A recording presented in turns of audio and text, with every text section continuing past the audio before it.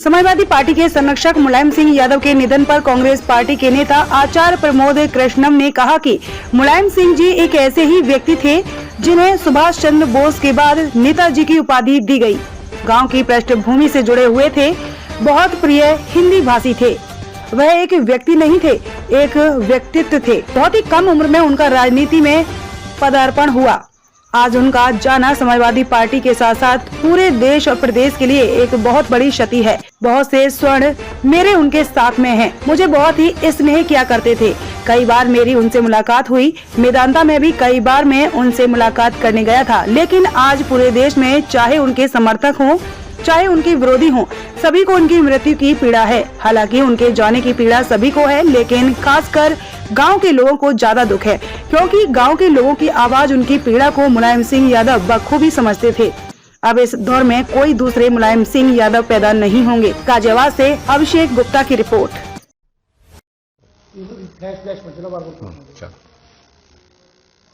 मुलायम सिंह जी का देहांत हो गया, किस प्रवृत्ति का?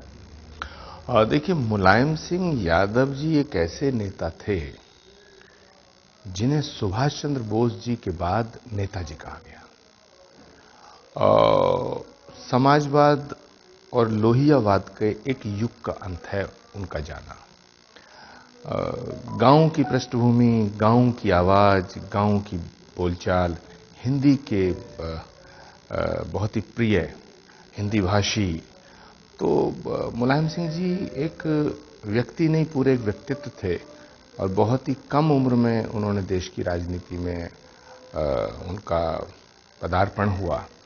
आज उनका जाना न केवल समाजवादी पार्टी के लिए या न केवल उत्तर प्रदेश के लिए, पूरे देश की राजनीति के लिए एक बहुत बड़ी क्षति है। बहुत से स्मरण के साथ हैं। मेरा उनसे निकट का रिश्ता था, मुझे बड़ा स्नेह करते थे। कई बार उनसे मुलाकात हुई। मैं अभी मेदांता भी उन्हें देखने गया था।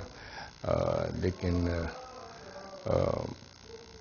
आज पूरे देश में चाहे उनके विरोधी रहे हों, चाहे उनके समर्थक रहे हों, सबको उनका जाना एक पीड़ा दे रहा है, एक तकलीफ दे रहा है। जबकि हम जानते हैं कि मृत्यु सुनिश्चित है, आवागमन संसार का नियम है, जो आया है वो जाएगा। लेकिन फिर भी नेताजी के जाने से एक खालीपन जो देश की राजनीति में आया है, खासतौर से जो गांव के लोग हैं, जो उन पर अपना अधिकार समझते थे, गांव की आवाज, किसान की आवाज। और मैं समझता हूं कि अब इस दौर में दूसरा मुलायम सिंह यादव कभी पैदा नहीं होंगे।